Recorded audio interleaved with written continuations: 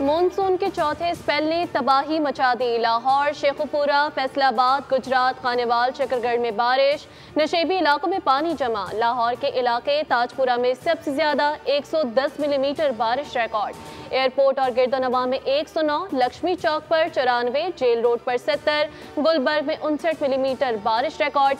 अटक में 125, चहलों में 120 मिलीमीटर बारिश। जुड़वा शहरों में भी बारिश से जलथल एक हो गया। नालालई में पानी की सतह 10 फुट तक बुलंद। एबटाबाद और हरीपुर के बरसाती नालों में तुगयानी।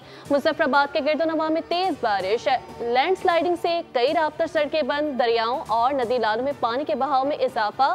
तरबेला डैम में खतरे की घंटी। पानी का अखराज 4 लाख क्यूसेक कर दिया जाएगा।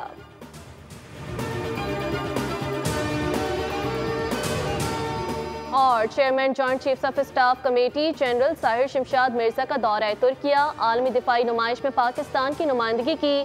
ISPR के मुताबिक जनरल साहिर शमशाद मिर्जा की तुर्किया आज़रबाईजान के वज़राए दिफा से मुलाकातें। दिफाई और सिक्योरिटी ताउन बढ़ाने पर बातचीत। इलाकाइयों आलमी अमन में पाक अफवाज के किरदार को सराहा गया। पाकिस्तान की दहशत गर्दी के खिलाफ कुर्बानियों और पेशा वराना सलाहियतों पर एतराफ़।